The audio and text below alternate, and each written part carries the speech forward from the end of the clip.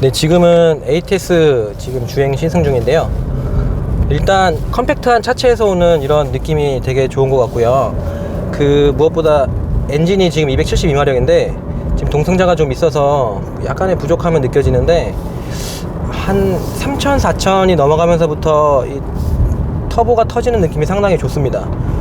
물론 속도를 감속했다가 되게 빠르게 가속하려고 할 때 약간의 터보렉은 느껴지는데, 뭐 부드럽게 운전하는 데 있어서는 충분히 밀어주는 느낌이 있어서 되게 좋고, 무엇보다 이 낮은 영역에서부터 터지는 토크밴드가 되게 두터워서 편안한 운전을 돕는데 큰 도움이 된다고 생각이 됩니다.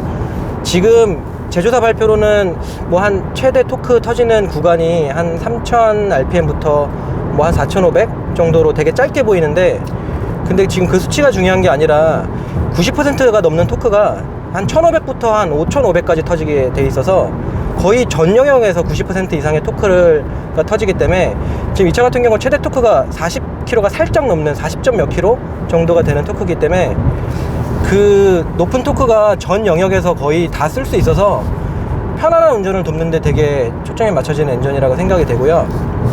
조금 엔진에 있어서 좀 특이한 부분은 엔진 사운드입니다. 지금 이 엔진이 328i 경쟁 모델, 직접적인 경쟁 모델인데 328i하고 비교를 하면은 조금 뭐라고 해야 되지? 저 같은 경우는 되게 듣기 좋은 소리인데, 어떤 사람들은 왜 이렇게 왱왱거리냐, 이게 4기통의 단점이 아니냐, 그렇게 말씀하실 분들도 있을 것 같은데, 확실히 엔진 사운드 면에서는 조금 약간 독특한 모습을 보여줍니다. 저는 좀 웃긴 게 2.0 터보 수입사들의 엔진 마력이 전부 245마력으로 통일이 되고 있어요. 그것을 보면 뭐 IS 이번에 200T 출시된 것도 245마력으로 끊었고, 지금 뭐 328i도 그렇고 LF 소나타 터보까지 245마력으로 아주 일률적으로 맞췄는데, 이 차 같은 경우는 272마력으로 조금 328i에 비해서는 부족한 트랜스미션 6단을 갖고 있기 때문에 성능 전반적인 면에서는 328i랑 거의 똑같다고 보시면 됩니다. 지금 ATS 모델을 이용해서 고속주행 영역까지도 계속 고속 영역까지 좀 밟아보고도 있는데요. 2.0 터보로서 커버할 수 있는 영역은 한 220까지는 그런대로 쉼없이 올라가고요. 220부터는 조금 더뎌지기는 하는데, 뭐 훅발에서도 크게 아쉬운 정도는 아닌 것 같습니다. 지금 뭐 엔진 독특한 사운드 계속 들으면서 그 속도를 줄일 때도 계속 다운시프트를 쓰면서 엔진 브레이크를 걸어주면, 뭐 6기통의 사운드 정도는 아니지만 그래도 계속 엔진 사운드를 유입시키고 있어서 어느 정도 세팅의 차이인 것 같기도 해요. 이게 지금 엔진 사운드를 완전히 차단하느냐 좀 들여보내느냐 그런 설정에 있어서 완전히 타겟 모델이 지금 3시리즈이기 때문에, 지금 제가 운전해 본 바로는 거의 뭐 M 패키지가 들어간 3보다 조금 더 낫지 않나 하는 생각이 들 정도로 되게 완벽한 모습을 보여주고 있고요. 핸들링 시스템도 지금 ZF-에서 프리미엄을 갖고 왔다고 하는데, 이 전자식 스티어링 시스템이 그냥 생각 안 하면 아무 생각을 안 하게 만들 정도로 좋고요. 지금 이게 좋은 것 같아요. 이런 세팅이 지금 아무 생각 없이 운전하면은 그냥 편하고, 잡아 돌려도 이 스티어링 시스템이 좋다 나쁘다를 생각이 잘 안 들어요. 그냥 좋다는 거거든요. 거슬리지 않고. 현대차 같은 경우는 그냥 평범하게 직진할 땐 모르겠는데 조금만 잡아 돌리면 금방 그 부족함이 되게 드러나서 막 좀 걸리적거리고 불편한데, 지금 이 ZF-의 프리미엄 스티어링 시스템은 되게 완벽합니다.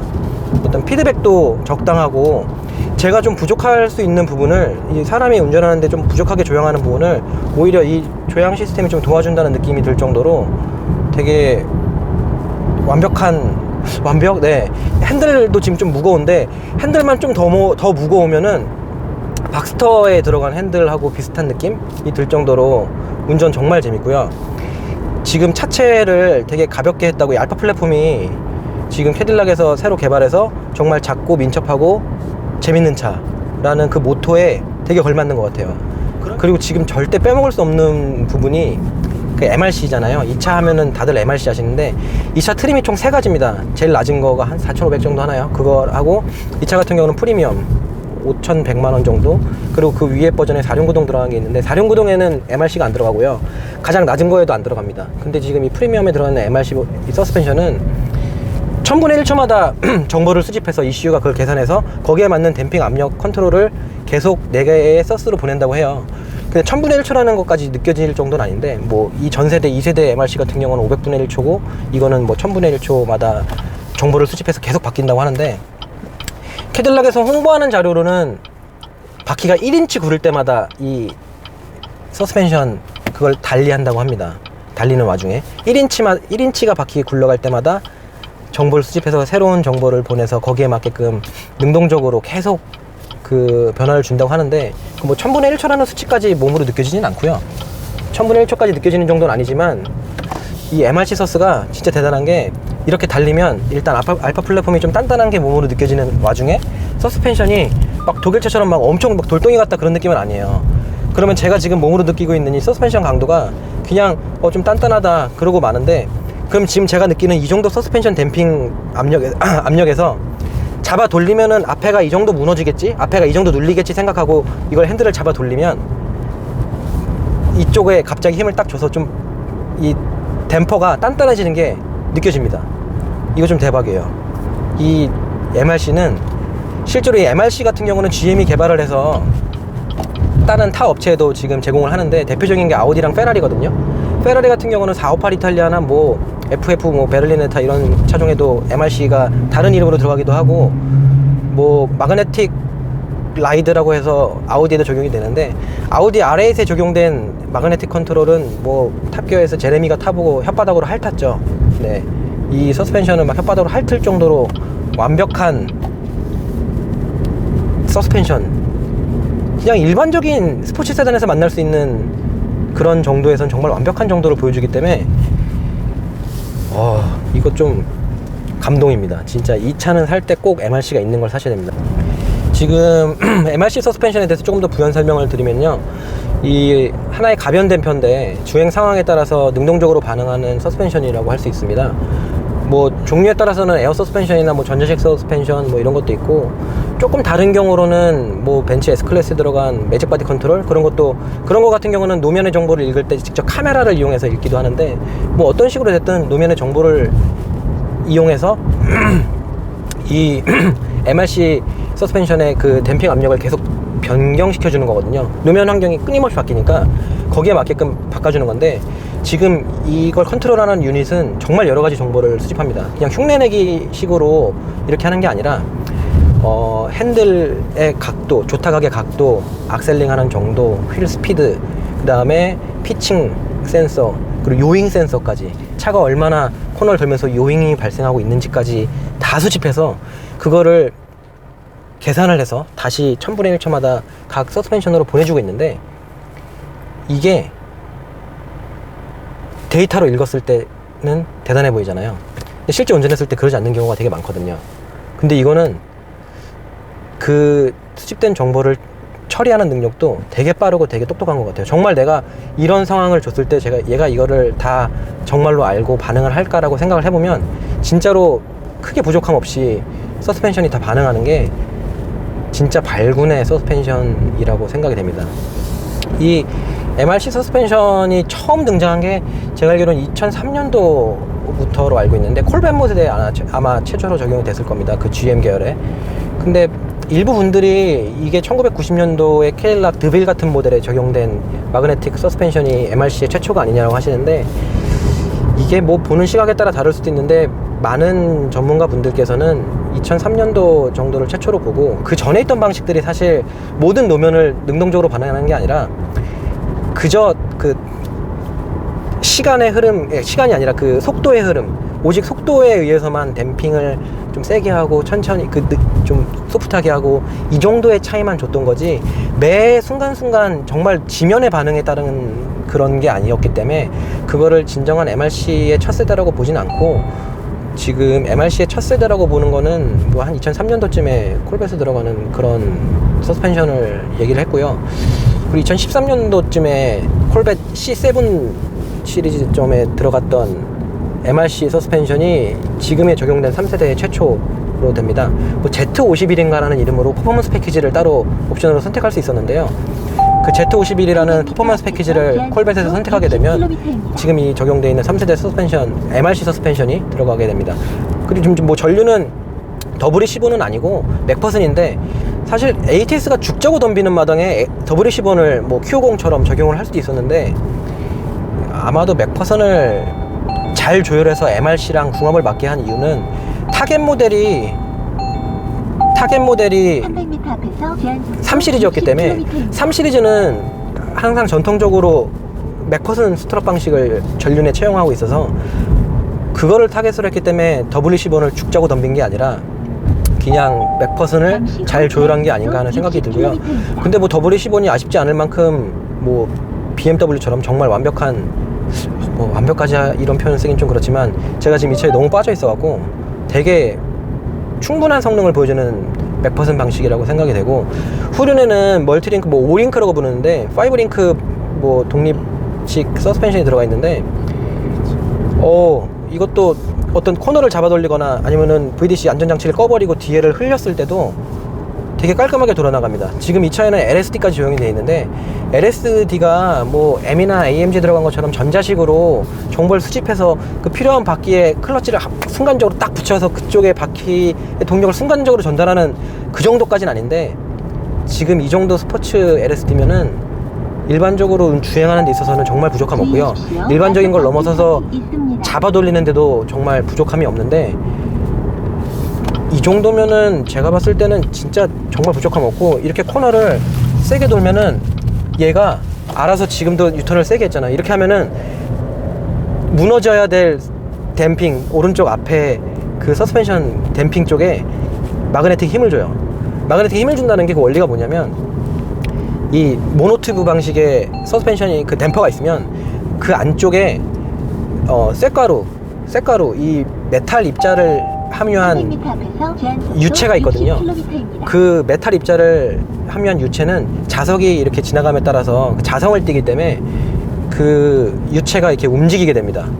그걸 이용해서 전기 신호를 걸어주면 모노튜브 쪽에 전기가 흐르게 되고요. 전기가 흐르면 거기에 의해서 안에 있는 그 모노튜브 안쪽에 있는 그 유체가, 자성을 띠는 그 유체가 일정 배열을 가지게 돼요. 배열을 가지게 되면 점도가 바뀝니다.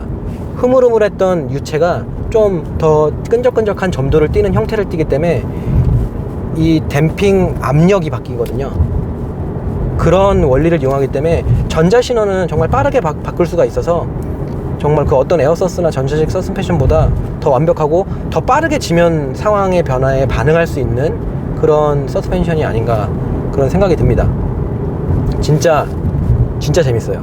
이게 지금도 가다가 차선 변경을 조금 이렇게 급하게 해보면, 지금 핸들 돌린 각도 이 정도는 다 받아줘요. 이 차는 제가 정말 시험해 보려고 핸들을 이렇게 세게 차선을 팍팍 바꾸면 그 정도쯤이야 하는 뭐 이런 느낌?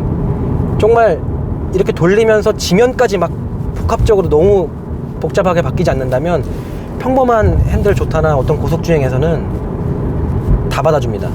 이 차는 내가 고속주행을 하고 있다는 것도 알고 있고, 코너를 세게 돌고 있는 것도 알고 있고, G센서가 바깥쪽으로 몸이 이렇게 쏠리는 것도 알고 있고, 그런 걸 모두 종합해서 개선하기 때문에 진짜 MRC 서스 칭찬할 만합니다. 지금 ATS에 적용되어 있는 변속기는 이 재미있는 운동 성능에서 아주 약간의 5개T라고 할 수 있는데요. 나머지 부분들이 워낙에 뛰어나서 이게 더 5개T로 약간 돋보이는 게 아닌가. 이렇게 일상적인 주행을 하는 데 있어서 부족한 부분은 아닌데, 이 기어비도 좋아요. 기어비도 다 좋고, 뭐 한 단에서 뭐 늘어지거나 부족한 부분도 없을 정도로 기어비도 좋은데, 사실 저는 6단이 그렇게 크게 부족하다고 생각하지도 않거든요.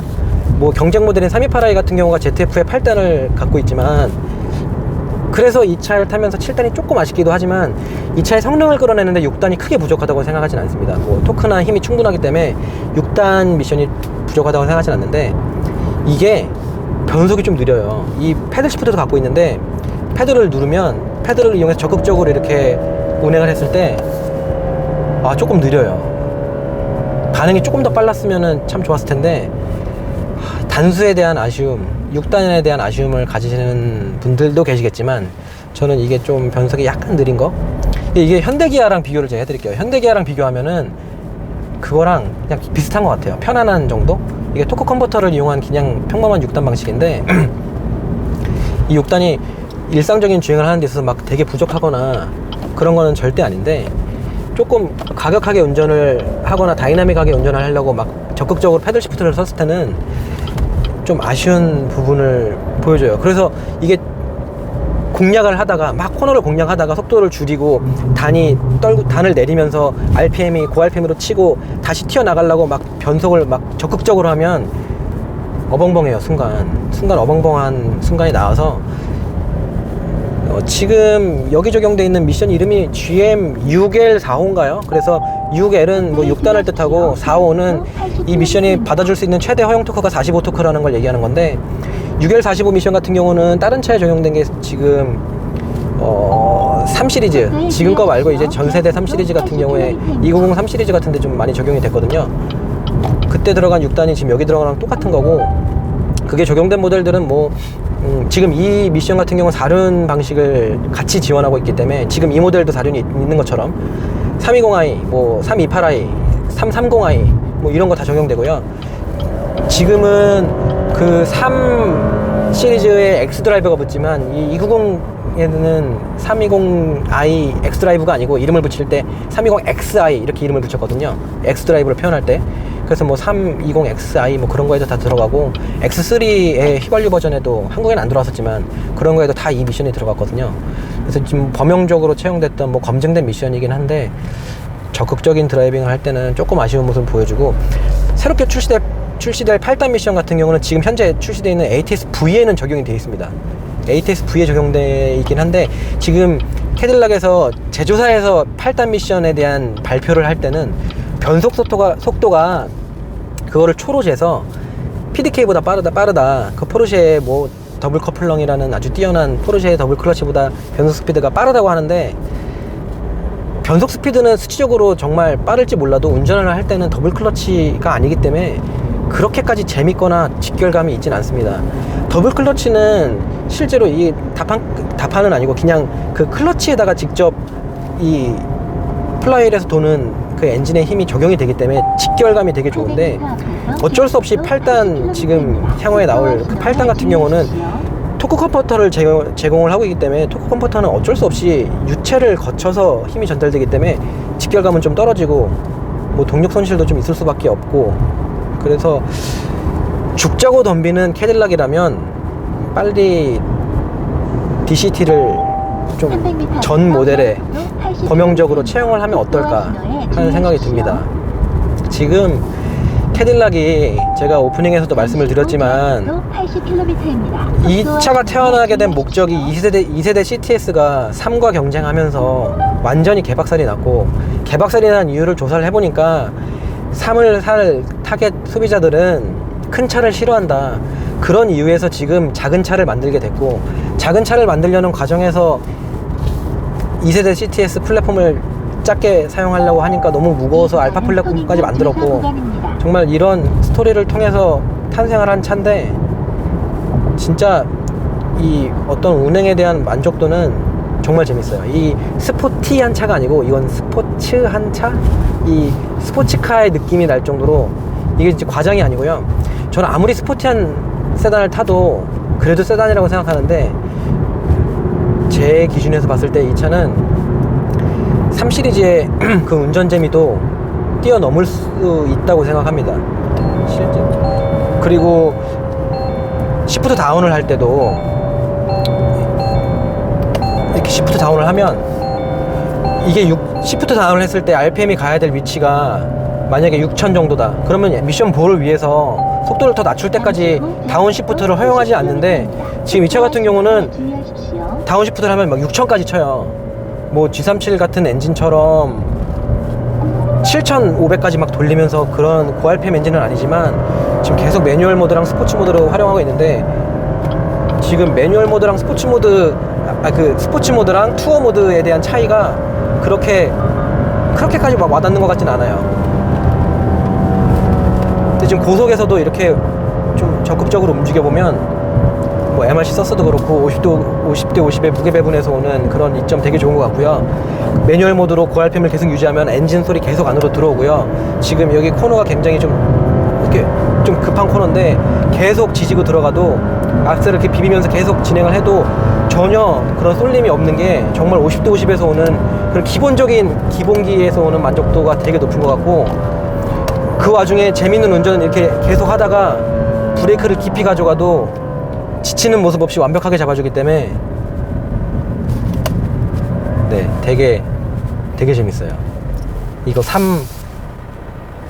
3보다 훨씬 난데요. 저는 이거 살 것 같아요. 3 안 사고, 3 너무 흔하잖아요. 3은 너무 흔해서 길에서 너무 많고, 328i 타면은 사람들이 다 똑같이 알잖아요. 320D인 줄 아는데, 뭐 거의 뭐 M5도 차 모르는 사람들은 520D인 줄 아는데 이 ATS는 디자인도 굉장히 이쁘고, 이거 워낙 주관적이긴 하겠지만 디자인도 워낙에 독특하고 이쁘고 눈에도 굉장히 띄는 디자인이고, 지금 이 차 같은 경우는 와인색이 적용돼 있어서 더 이쁘고요. 안에도 고급스러운데 지금 운동 성능에서 정말 만족도가 대단한 것 같아요. 네, 재밌어요. 운전을 하면 할수록 재밌을 것 같고, 시트가 그 BMW 같은 경우는 M 패키지가 들어가면은 요 날개 있는 부분에 바람을 넣어서 잡아주잖아요. 그래서 그거는 딱 앉으면, 저는 이렇게 뭐 되게 체형이 큰 편이 아닌데도 저같이 작은 체형도 되게 꽉 잡아줘서 그런 건 되게 좋은데, 이거는 뭐 그 정도는 아니지만 이 버킷이 충분히 잘 잡아주고 되게 편해요. 의자도 좀 대박인 것 같아요. 의자 불편한 차들 되게 많은데, 스포츠 시트 만들겠다고 날개 올리고 막 그러다가 되게 불편한 경우 많은데, 심지어는 가죽도 뭐 현대기아에서 만나보는 그런 가죽보다 훨씬 고급스럽고요. 네, 가죽도 되게 부드럽고 되게 고급스럽고 의자 편하고 버킷 좋아서 다 잡아주고, 정말 시트도 이 재밌는 운전에 한몫을 한다고 생각이 되고, 그리고 좀 시트에서도 한 말씀 더 드릴 게, 지금 이게 햅틱 시트가 적용돼 있어서 뭐 차선에 대한 경고나 아니면 후진을 할 때 뒤에 물체가 되게 가까워지잖아요. 그러면 이게 햅틱 시트, 이 진동으로서 경보를 줘요. 소리뿐만 아니고 이 물리적으로도 이 진동을 통해서 운전자한테 경보를 알린다는 게 되게 좋은 것 같거든요. 햅틱 시트가 적용된 경우는 거의 수입차 중에도 만나보기 힘든데, 진짜 작정했죠. 이 차가 정말 작정을 했기 때문에 3 시리즈 정말 긴장을 할 것 같아요. 그럼 여기서 여러분들이 궁금한 게 하나 있으실 거예요. 이 차가 이 전세대 2세대 CTS가 3이랑 경쟁하다가 너무 크다는 이유로 안 팔려서 원인을 분석한 결과 작은 차가 필요하다, 소비자는 작은 차를 원한다, 그래서 이 작은 차를 만들었는데 판매량이 어떻게 됐냐. 이게 진짜 쉽지 않은 것 같아요. 이래서 참 차가 쉽지 않은 것 같은데, 이 ATS를 만들고 나서 판매량이 안타깝지만 캐딜락의 판매량 아직도 어렵습니다. 지금 이 차가 2012년도 7월쯤에 미국에서 처음 발표를 했는데요. 그 전에 판매량, CTS 판매량을 보면 3 시리즈랑 비교해서 많이 밀리거든요. 북미 버전만 봤을 때, 미국 시장만 봤을 때 CTS가 되게 밀리고 3이 훨씬 많이 팔려요. 그 배수가 뭐 4배에 달할 정도로 3이 많이 팔리는데, 그럼 지금에 와서 이 CTS가 아니고 3의 경쟁을, CTS는 위로 5 시리즈랑 경쟁을 올리고 다시 3이랑 경쟁해서 ATS가 나왔잖아요. ATS랑 3이랑 판매량을 보면 조금 더 슬퍼요. 이게 지금 13년, 14년, 15년 이렇게 3년 정도의 데이터를, 판매량을 보면 미국 시장에서도 전통적으로 캐딜락은 진짜 미국 사람들이 사랑하는 그런 브랜드인데, 캐딜락 같은 노래도 있잖아요. 그 드림걸즈 보시면 감미어 캐딜락 하는 막 그런 노래가 나올 정도로 캐딜락은 정말 미국의 부의 상징이고, 미국 대통령도 캐딜락 그런 방탄차를 탈 정도로 캐딜락은 미국 사람들한테 어떤 자부심인데 시대 흐름에 발맞추지 못한 게 아닌가, 너무 뒤늦게 미국 차가 독일 차와 같은 감성을 지닌 게 아닌가 하는 아쉬움은 있지만, 반면에 지금 3을 잡겠다고 작정하고 만든 이 ATS가 지금 이 정도인데, 아직은 판매량이 적지만 이 ATS가 2세대쯤으로 발전을 한다면 정말 더 완벽해지고, 그로 인해서 경쟁 모델인 3은 더 이상 ATS를 무시할 수 없겠죠. 더 ATS를 의식하고 더 강력하고 더 좋은 옵션들이랑 운동 성능을 가지고 나올 것이고 그래서 2세대 ATS가 더 기대될 정도의 1세대 ATS가 아닌가 하는 생각이 듭니다. 그리고 지금 저 같은 경우는 지금 이 차에 대해서 좋게 평가를 하고, 저는 지금 ATS, 그러니까 미국 차에 대한 그런 인식이 그렇게까지 나쁘진 않았거든요. 왜냐면 제가 미국에서 차를 운전할 때 서스펜션이 되게 물렁하고 너무 완성도가 떨어지는 것 같지만 미국에서 핸들을 잡아 돌릴 일이 없었어요. 그렇기 때문에 그냥 그거는 그 나라에 맞는 세팅이기 때문에 그냥 그런 차고, 독일 차는 독일에 맞는 세팅이기 때문에 그런 거다. 그래서 부드러운 차가 좋은 사람은 미국 차를 타면 되는 거고. 근데 지금 ATS가 뒤늦게 바뀌어서 좀 소비자들한테 약간 외면을 받고 있는데, 특히나 한국 시장에서는 ATS라고 캐딜락이라고 하면 그냥 미국 차예요. 캐딜락하고 포드 이러면 사람들이, 한국 사람들은 캐딜락 미국 차, 포드 미국 차 끝이에요. 근데 이 두 모델의 두 회사만 봐도 되게 다르거든요. 캐딜락은 정말 프리미엄 브랜드고 포드는 그 정도의 프리미엄 브랜드가 아닌 그냥 일반 브랜드인데, 그만큼 한국에서의 미국 차 인지도는 정말 낮고 캐딜락 인지도는 더더욱 낮거든요. 근데 빨리 캐딜락이 좀 컸으면 좋겠고요. 근데 이렇게 좋게 평가해 주는 것도 저처럼 미국 차에 대해서 그렇게 안 좋은 인식을 갖지 않은 사람들이나 이렇게 평가를 해주지, 일반적인 소비자들은 이렇게까지 좋게 평가하지 않습니다. 캐딜락이 좀 더 분발을 해야 되는 것 같고, 대신에 뭐 운전 재미는 진짜 이런 코너에서 악셀 밟으면서 이렇게 던져도 VDC가 안 들어와요. 여기서도 지금 노면 온도가 올라가 있으니까 다 받아주고 진짜 재밌게 운전할 수 있거든요. 이렇게 적극적인 운전을 했을 때 뭐 엔진 사운드야 4기통이니까 어쩔 수 없겠지만 네, 재밌어요. 이 차가 미국에서는 판매량이 어때요?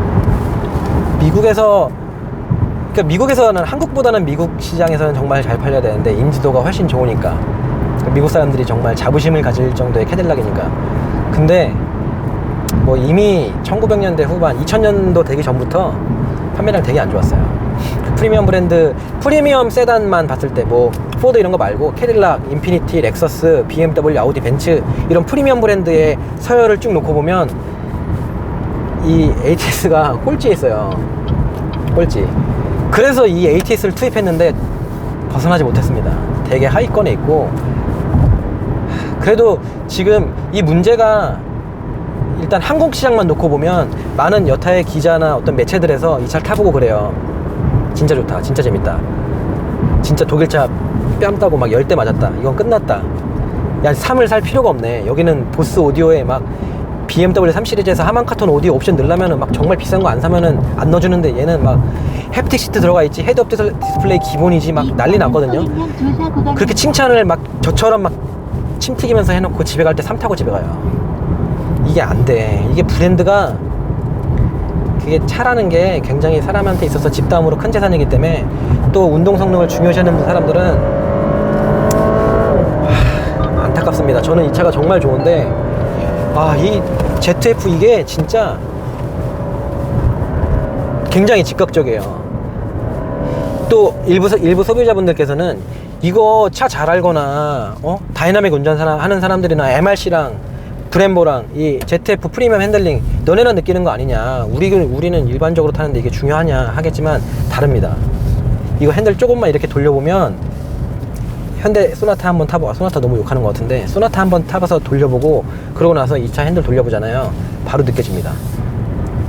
이거를 굳이 고속도로에서 막 120 달리는 와중에 앞에 달리던 트럭에서 장애물을 떨어뜨려서 그걸 피하기 위해서 회피 제동을 하면서 브레이킹이 들어갔다가 옆에 있는 차는 하늘나라 떠나고 ATS는 유유히 떠난다고 해서 그때 느낌이 이미 늦잖아요. 꼭 그 상황이 아니어도 충분히 느낄 수 있고요. 방지턱 넘을 때도 되게 좋아요. 제가 지금 계속 매뉴얼 모드를 안 쓸 수가 없어요. 지금 보시면 제가 보여드릴게요. 2단인데 변속 안 했습니다. 고정 6,500이 아니네, 한 7,000 좀 안 된 데서 고정, 변속을 안 해요. 지금 방금 전에 보신 사운드가 변속 안 하고 그대로 가는 사운드고, 좋습니다. 이 차 제로백이 공식적으로 미국에서는 뭐 제로 60마일로 표현을 할 때는 5초대로 들어가요. 대박이죠. 5초대 장난 아닌 건데, 328i도 미국 기준으로 60마일로 잡으면 뭐 5초대 들어오긴 합니다. 둘이 똑같은 성능인데, 지금 실제로 한국에서 제가 이거 측정을 해보니까 그냥 스로틀 스타트, 브레이크라고 악셀 밟았다가 뛰는 스로틀 스타트 안 하고 스톨 안 쓰고 그냥 뒤에다 놓고 밟으면은 6초 후반이나 그 정도 나오는 것 같아요. 6초 후반 중반. 지금 이 차는 계속 고급류가 주유가 되어 있기 때문에 그렇게 나오는 것 같고요. 지금 고급류 같은 부분들은 되게 논쟁 많죠. 이걸 넣어야 되냐 말아야 되냐, 뭐 2차 사놓고 왜 고급류를 안 넣냐, 당연히 넣어야 되는 거 아니냐. 어떤 사람들은 일반류 넣어도 된다. 저는 약간 일반류여도 상관없다는 주의긴 한데, 2차 같은 경우는 지금 미국 제조사 발표 자료로 제가 말씀을 드리면 일반유를 넣어도 된다고 명시가 돼 있어요. 일반유를 넣어도 된다, 문제 없다, 큰 문제 없다, 넣어도 된다. 근데 권장은 고급류고요. 일반유 넣어도 된다. 이 차는 일반유를 넣으면 어떤 일이 발생하냐면 노킹이 발생하거나 그게 아니고 ECU가 컨트롤 해갖고 그 점화시계를 다 조절해서 노킹 안 나요. 노킹 안 나게 이 시스템이 다 제어를 하는데, 문제는 그 제어 과정에서 출력이 떨어져요. 근데 그 출력 저하가 살짝 느껴지는 정도? 크게는 아니고 살짝 느껴집니다. 근데 그거 좋은 거죠. 소비자한테 선택권을 준 거잖아요. 너 고급류 넣으면 좀 더 힘 좋고 일반유 넣으면 좀 나쁠 거야. 근데 경우에 따라서 필요해서 일반유 넣으려면 넣어. 되게 좋은 것 같고요.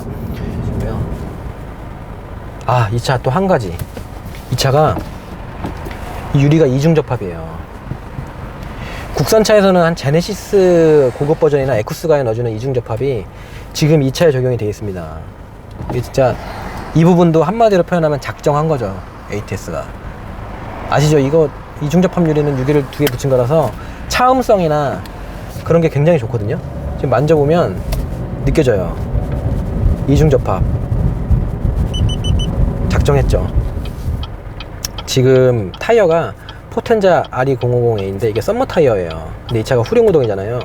이 차 구매하실 분들이 하나 아셔야 될 부분이, 후륜구동에 썸머 타이어 껴있으면 지금 여기 TCS 옆에 모드 버튼을 누르면 스포츠, 투어, 스노우, 아이스 있는데, 스노우, 아이스 한다고 해서 눈길 가는 거 절대 아닙니다. 지금 스노우 아이스 모드 누르면 정지에서 출발할 때만 2단 출발을 하면서 바퀴에 토크를 세게 1단 출발하면 바퀴에 토크가 많이 가잖아요. 그럼 이게 회전력이 토크가 높아서 이게 확 돌아버리면서 그 정지마찰력이 아니고 운동마찰력이 생겨버려서 그냥 미끄러져 버리는데, 지금 이거를 누르면 2단 출발해서 좀 더 토크를 조금만 보내서 천천히 이렇게 미끄러지지 않게 가게 하는 그 정도밖에 안 되는 거지, 눈길에서 이게 뭐 능사가 아니거든요. 4륜도 아니고, 뭐 4륜이라 할지라도 4륜 구동도 사실 썸머 타이어 들어가 있으면 게임 끝나는 거라서, 지금 이 차는 후륜 구동에 썸머 타이어가 달려 나오기 때문에 겨울에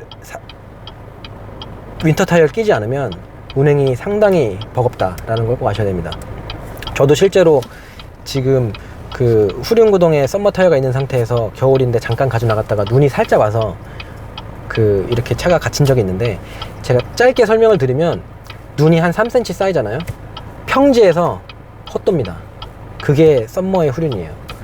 반드시 겨울에는 윈터를 끼시는 게 좋습니다. 윈터를 강력 추천드립니다. 제가 사거리에서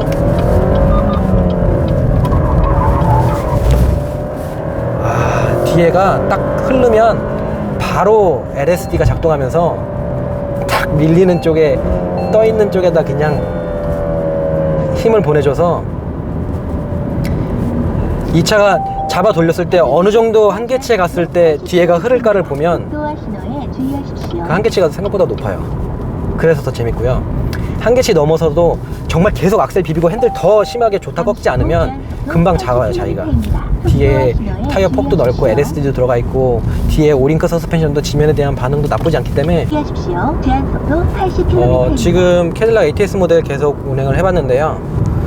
운전 재미하고 뭐 완성도, 밸런스, 브레이크, 핸들링 뭐 다 재밌습니다.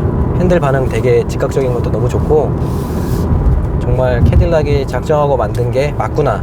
그리고 캐딜락이 뭐 홍보 자료에서 말했던 여러 가지 것들, 그리고 이 알파 프로젝트에서 이 차를 만드는데 딱 수석 엔지니어가 했던 그 3가지 단어, 뭐 라이트, 펀, 뭐 애질리티 이래갖고 뭐 재미와 가벼움, 민첩함, 이 딱 3가지 단어만 말했던 게 과장이 아닌 것 같습니다. 옵션인 부분에서도 지금 뭐 앞에 이렇게 차랑 지금 간격이 되게 가까운데, 이런 시내 운전을 할 때 앞차랑 이렇게 가까워지면 시트에서 진동이 옵니다. 햅틱 시트 진동.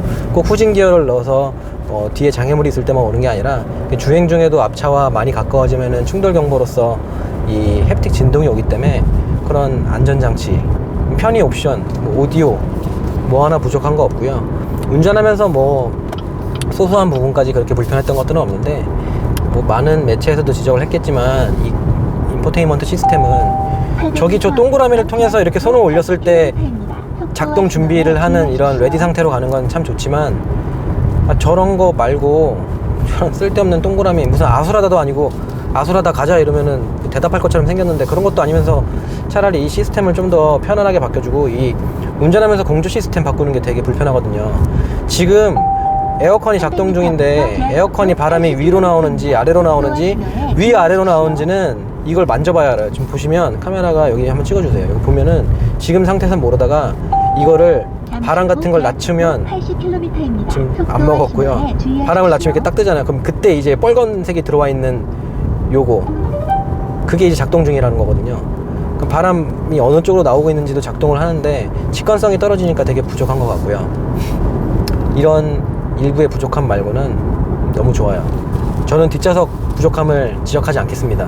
뒷좌석 부족함 같은 경우는 뭐 이 차의 컨셉이라고 하니까 정말 고속주행에서도 안정감 되게 좋고 고속주행에 뭐 200 언저리까지 가서도 이 차가 그렇게 빠르다는 느낌을 주지도 않았고 뭐 타이어 세팅도 그렇고 너무 마음에 들고요.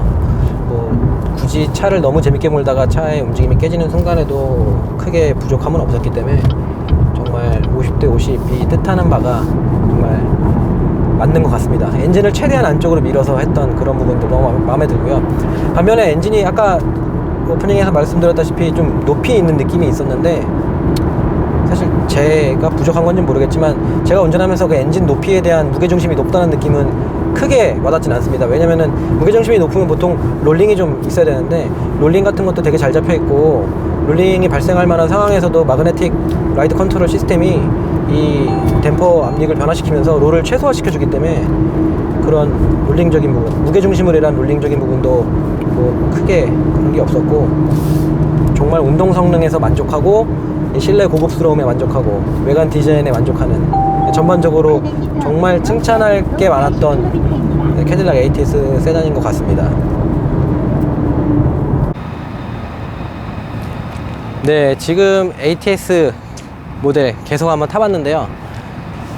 정말 완성도 되게 높고 캐딜락이 CTS 모델을 이용해서 판매량이 부족해서 그래서 전략적으로 투입하게 된 ATS 모델이 정말 마음에 들 정도로 너무 잘 만들었다고 생각이 됩니다. 뭐 실내 고급스러운 부분도 그렇고 뭐 요소에서 찾아볼 수 있는 정말 만족스러운 부분들이 너무 많았기 때문에 이 컴팩트한 차체에서 오는 운전 재미가 정말 상당했고요. 지금 이 차를 타면서 가장 이렇게 느껴졌던 큰 부분들은 예전에 BMW가 느꼈던 그런 감성들, 오히려 지금 BMW에서는 느낄 수 없는 그런 감성들을 이 지금 캐딜락 ATS에서 느낄 수 있었던 것 같습니다. 지금 이 차체가 만들어진 계기가 3을 잡기 위해서라고 제가 계속 말씀을 드렸는데 이 ATS가 타겟으로 잡은 3시리즈는 246 3시리즈거든요. 그 246 당시에 그 정말 스파르타한 느낌의 그 탄탄한 하체 그리고 날렵한 핸들링, 그게 지금 오히려 지금의 BMW에서 느낄 수 없는 그런 예전에 BMW가 느낄 수 있었던 예전의 독일차, 정말 그 탄탄한 맛이 그대로 녹아있는 것 같아서 너무 마음에 들고요. 뭐 약간 부족한 부분들도 없진 않았습니다. 뭐 하지만 이게 뭐 완전 스포츠카는 아니니까 이 세단이라는 스포티한 세단이라고 이렇게 초점을 맞춰서 바라봤을 때 정말 잘 해내고 있다고 생각이 되고, 제가 저속으로 운전할 때도 이 엉덩이로 느껴지는 서스펜션의 단단함도 너무 마음에 들었고, 정말 독일차를 타는 것처럼 이렇게 탕탕탕 하면서 완전히 통통 튀진 않지만 요 뭐 잔진동을 적당히 걸러내고 적당히 엉덩이로 전달해주는 그런 단단한 맛이 너무 좋아서 아마 국산차를 타시던 분들이 이 차를 처음 타보신다면 서스펜션의 단단함이나 핸들링의 날카로움을 바로 느끼실 수 있을 거라고 생각이 됩니다. 뭐 작은 부분들 하나까지도 부족함이 없었기 때문에 너무 제가 이 차를 시승하면서 너무 칭찬 일색이 아니었나 하는 그런 생각도 조금은 들지만, 그럴 수밖에 없었던, 꼭 미국 차를 좋아하는 사람이 아니고 저는 정말 미국 차를 싫어했던 사람들한테 이 차를 한번 소개를 시켜주고 싶어요. 미국 차가 이 정도까지 발전을 했다. 반면에 CTS로서 패배를 하고 새롭게 투입한 알파 프로젝트, 그리고 알파 플랫폼, 그리고 태어난 첫 번째 모델 ATS, 안타깝지만 판매량에서는 3시리즈한테 크게 뒤지고 있습니다. 여전히 3시리즈와 4시리즈를 포함한 판매량이 정말 많고요.